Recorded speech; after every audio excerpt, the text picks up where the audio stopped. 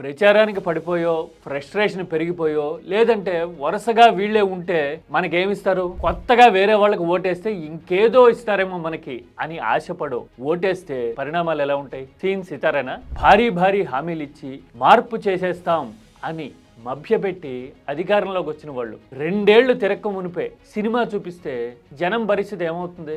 ఏముంది, లబోదిబం అంటూ నెత్తి నోరు బాదుకోవటం అంటారా? నేను 2 రాష్ట్రాల ఎక్స్పీరియన్సెస్ చెప్తా, పరిణామాలు పరిస్థితులు ఏం చెప్తున్నాయో డీటెయిల్డ్గా డిస్కస్ చేద్దాం. మన తెలుగు రాష్ట్రాల్లో ముఖ్యమంత్రుల పనితీరు మీద జనం ఏమనుకుంటున్నారో నిర్మాణాత్మకంగా డిస్కస్ చేద్దాం, ఇష్యూ బేస్డ్గా.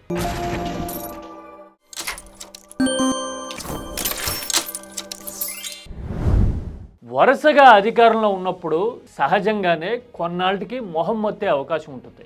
ఎదుటి వాళ్ళు ఆశ పెడుతున్నప్పుడు అంతకు మించింది ఏదో ఇస్తారేమో అని ఊగిసలాడడం, ఉబలాటాన్ని బయట పెట్టుకోవడం అనేది మనిషి నైజం. రాజకీయాల్లో అయితే తేరగా ఇచ్చేస్తారట వాళ్ళు వస్తే గనక అనే చర్చ జనాన్ని టెంప్ట్ అయ్యేలాగా చేస్తూ ఉంటుంది కదా. ఎంత కంఫర్టబుల్గా ఉన్నామో, పరిపాలన కానీ పర్ఫార్మెన్స్ కానీ ఇప్పుడే బెటర్గా ఉందా అని వాళ్ళు రియలైజ్ అవ్వాలి అంటే అవతల వాళ్ళు గద్దెనెక్కాలి, సెగ తగలాలి కదా.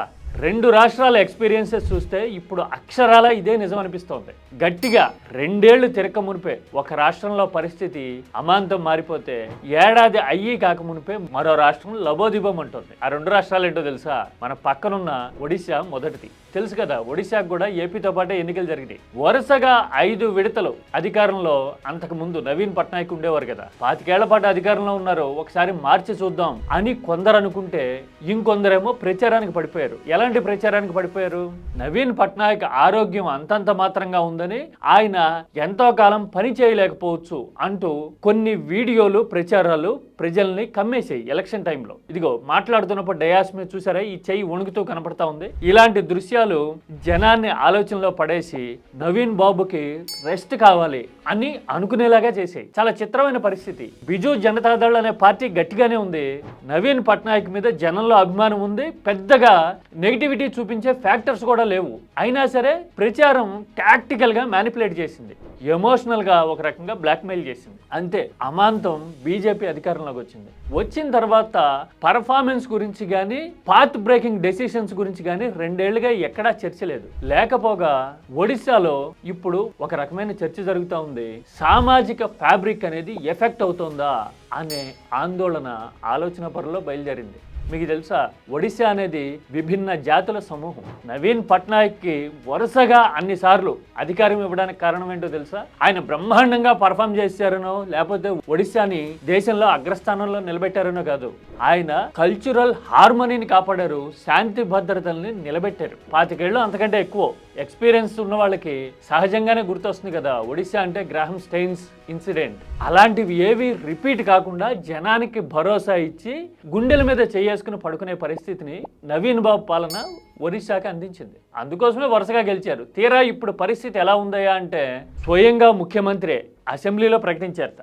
చూస్తూ ఉన్నారు కదా మీరు, 2 ఏళ్ళు కూడా తిరగల 54 ఘర్షణలు జరిగినాయిట, 7కు పైగా మూకదాడులు జరిగినాయిట. ఇది అఫీషియల్ గా ముఖ్యమంత్రి చెప్పిన లెక్క. అంటే ప్రాక్టికల్ గా, అపొలిటికల్ గా చూస్తే ఇంకా ఎక్కువ ఉండొచ్చు ఈ నెంబరు.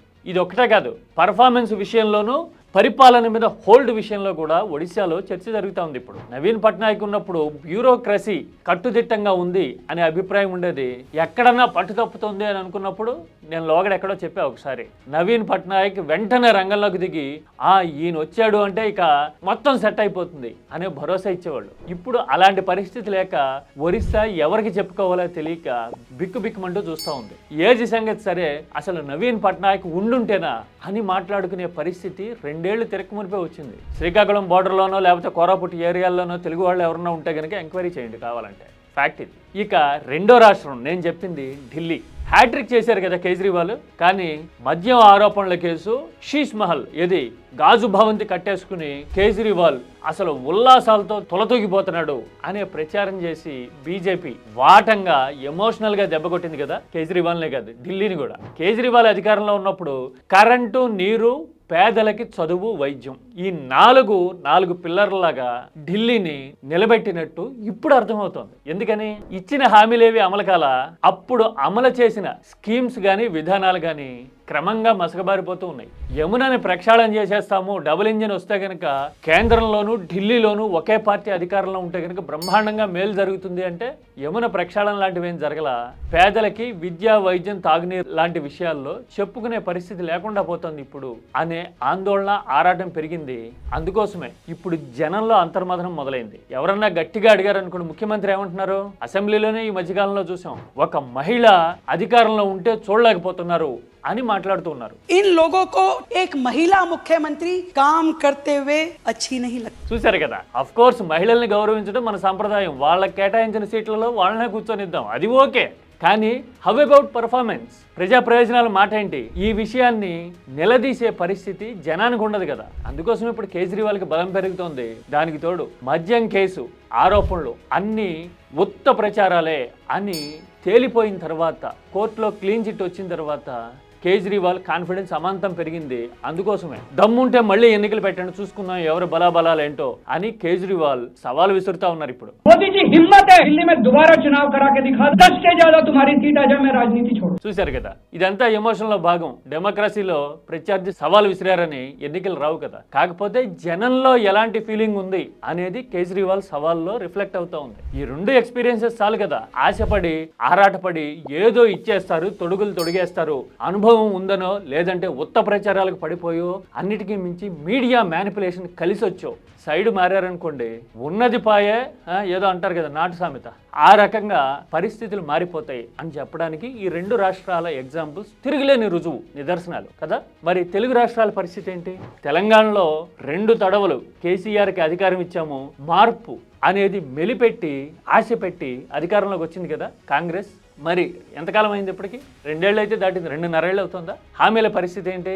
రైతులకి పంటలకి సాయం చేయడం కానీ, తులం బంగారం లాంటివి కానీ, ఆడబిడ్డలకి స్కూటీలు కానీ, ఇట్లాంటివి చాలా ఉన్నాయి కదా. లిస్టు చిట్టా ఇంత పొడుగుంటుంది. వాటిలో ఎన్ని అమలైనాయి? టిక్ పెట్టండి అంటే ఎన్నిటికి పెడతారు మీరు? పర్ఫార్మెన్స్ గురించి మాట్లాడదాం. పొలిటికల్ ఆరోపణలు, వ్యక్తిగత దూషణలు వద్దే వద్దు, ఇది ఒక పాయింట్. మరి ఏపీ సంగతి ఏంటి? సూపర్ 6 అయిపోయింది.